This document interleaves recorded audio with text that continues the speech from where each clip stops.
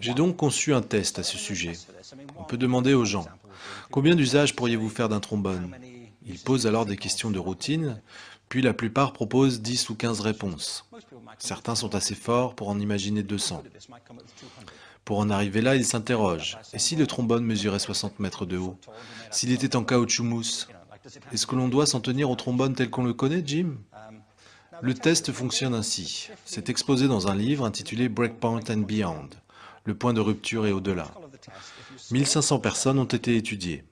Selon le protocole de l'expérience, celles qui dépassaient un certain niveau étaient considérées comme des génies de la pensée divergente.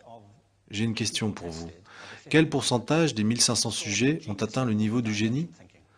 Un dernier détail, c'était des enfants de maternelle. Qu'est-ce que vous diriez?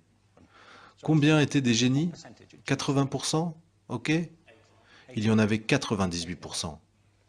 Il faut le savoir, l'étude portait sur le long terme. Les mêmes enfants ont donc été testés une seconde fois 5 ans plus tard, vers 8 ou 10 ans. Et là, à votre avis? La moitié moins, 30%.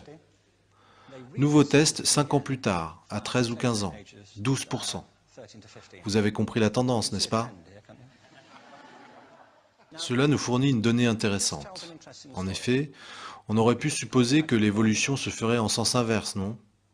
On commence par être très bon, puis on devient meilleur à mesure qu'on grandit. Ça montre deux choses. Primo, nous avons tous cette capacité, et secondo, elle se dissipe en grande partie.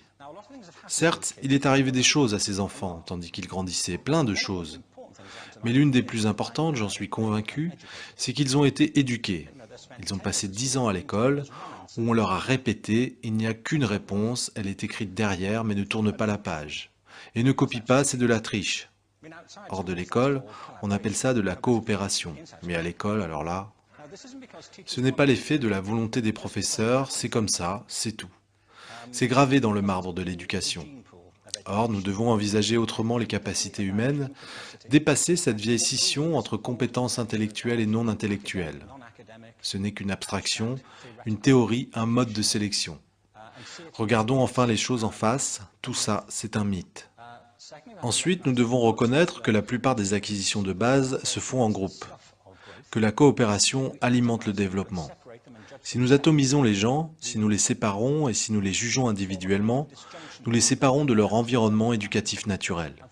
Enfin, tout repose sur la culture de nos institutions, sur leurs habitudes autant que sur le milieu dans lequel elles fonctionnent.